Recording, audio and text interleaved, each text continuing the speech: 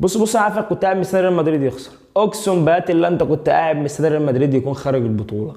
بس تعالى نفكر مع بعض انا وانت بصوت عالي، بعيدا بقى عن انا عذرك انت كنت مستني الريال يخسر دي. بعد خروج اتلتيكو مدريد وخروج برشلونه، بمناسبه برشلونه فالميسي مساك وديمبلي مش هينساك. لا انا بحفلش، ماليش في التحفيل الحمد لله، انا شخص انا والتحفيل ما بنجتمعش، معروف الحمد لله، يعني سما مش من سماتي الحمد لله.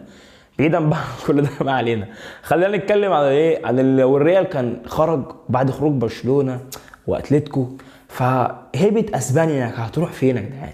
يعني كان لازم بقى يحضر بقى حد يرجع الدنيا ويرد الكرامه ويرجع الاوضاع كما هي تمام. فيحضروا مين؟ يحضروا زعيم اوروبا، عم اوروبا وعم القاره كلها، اللي رجع هيبه اسبانيا بعد ما في ناس خدت على قفاها. خلاص احنا قلنا مش هنحفل. بعيدا بقى عن الهزار خلينا نتكلم في الماتش، بس قبل ما نتكلم عن الماتش لو انت مش عامل سبسكرايب تنزل تعمل سبسكرايب دلوقتي للقناه وتحط لنا لايك على الفيديو دوت، عايزين الفيديو يوصل لاكبر عدد من اللايكات، وتقول لنا رايك عن الحلقه في كومنت، واي لينك لو السوشيال ميديا الخاص بقى تلاقي اللينك بتاعها تحت في الديسكربشن. خلينا نتكلم عن الماتش. في بدايه الماتش او قبل ما الماتش يبدا شفنا التشكيله، وشفنا ان انشيلوتي عامل تشكيله كويسه ولاعب رودريجو وفينيسيوس وتحتهم بلينجهام وفالفيردي، ومطرح ما الكوره كانت بتروح يمين تلاقي رودريجو وفينيسيوس يمين، شمال الثنائي هجومي شمال، والدنيا ايه تمام. عدى 10 دقايق احنا مضغوطين، طب ايه هنفضل كده؟ ده جوارديولا ما هيصدق، ده يعني انت متعادل معاك 3-3 في البرنابيرو، هو هنا لازم يكسب. عدى 10 دقايق احنا مضغوطين، هنفضل على كده هنخسر يا جدعان، مش هينفع. يجي الكادر على مين؟ يجي الكادر على عمك انشيلوتي، هوب الاقي انشيلوتي مش بياكل لبان. بس خلاص الحوار كده اتحل، روح يا ابني هات له البنتين تشيك ليست ادهم له، يروق معاك الكلام، ياخد اللبنتين مفيش حاجه برضه بتتغير. طب شوف له يا ابني البخاخه اللي بخها بتاع التنفس دي، ما عارف بتاعتين، اديله بختين اي حاجه ياخد البختين برضه مفيش حاجه تتغير. طب ايه هو شاف الماتش ازاي؟ شاف الماتش غلط؟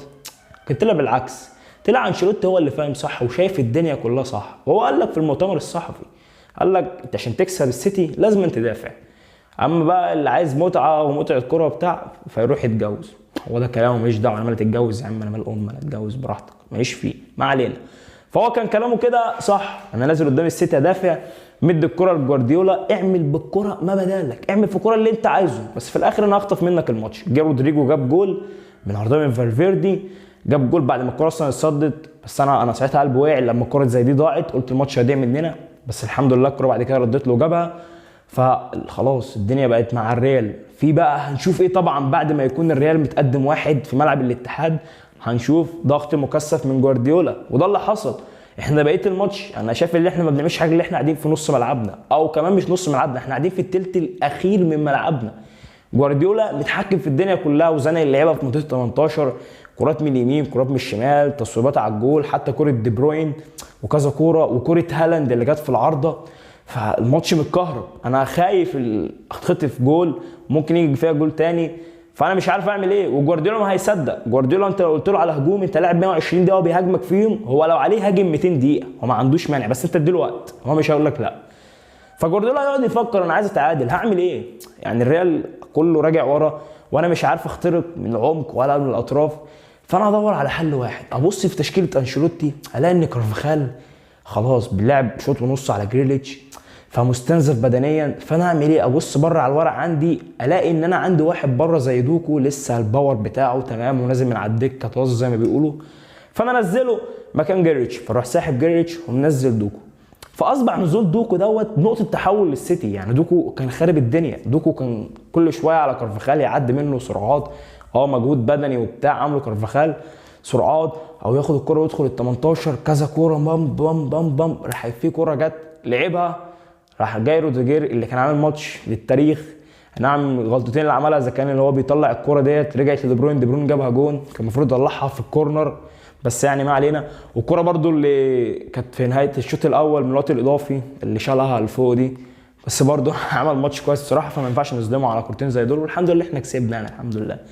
فيرجع دوكو اللي انا منزله عامل له خطر على كارفاخال ويدخل لجوه واختراقات من العمق وكل حاجه، فاصبح انا مش بفكر في حاجه غير اللي انا ايه بلعب بدوكو. هو اول ما دوكو نزل انا قلت يا جدعان لازم حد يسند مع كارفاخال، لا اما كارفاخال يخرج مفيش حل تاني. فانت هتلاحظ من بعد ما دوكو نزل الماتش ان مفيش كره بتروح ناحيه فودن، مفيش، كل الكره بتروح ناحيه فودن، لا كله رايح عند مين؟ عند دوكو. حتى لو كان في كور بتروح ناحيه فودن مثلا، لو لعبت 96 الكوره من ناحيه فودن بيحولوها لغايه دوكو. فهفضل انا على كده في الضغط بتاع دوكو ده لغايه ما فوسكيتس نزل، لوكاس باسكت نزل. واول ما نزل شفنا ان دوكو ده نازل بالبار بتاعه وده بالبار بتاعه، فالاثنين مش هيسدوا، مش هياكلوا مع بعض زي ما بيقولوا. فراح هو عامل ايه؟ راح جايب دوكو موديه ناحيه مندي. فخلاص ما انت سديت له الخانه اللي هو بيلعب عليها.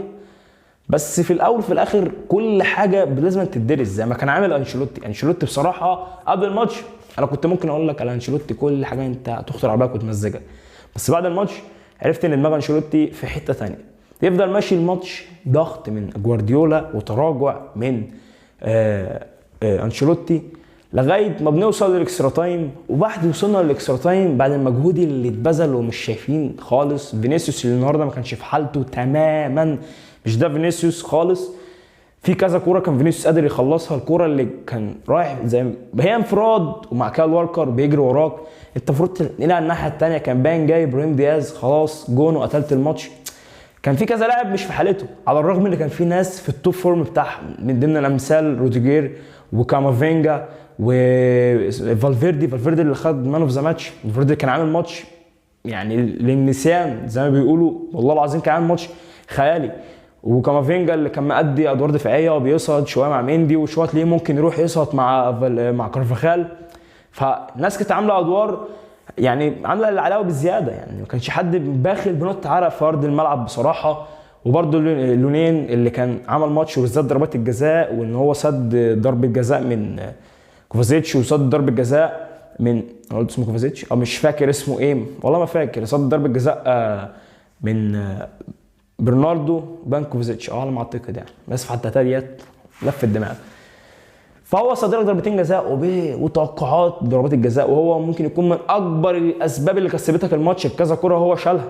يعني كان في ناس كتير في الملعب فايقه، فبالتالي الماتش راح للريال.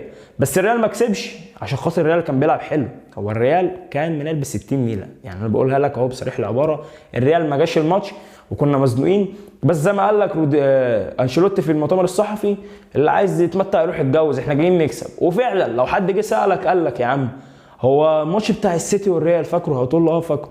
طب الماتش ده خلص ايه؟ مش هتقول له السيتي كان بيلعب حلو وخسر، هتقول له الريال كسب بس. فده اللي انا عايزه، انا عايز ايه؟ الكوره متعتها في ايه؟ في المكسب بس كده. كل دوت اللي لخصه كارلو انشيلوتي. وكده نكون عملنا معاكم دردشه سريعه عن الماتش، ان شاء الله تكون عجبتكم. اشوفكم الحلقه الجايه، دمتم بخير.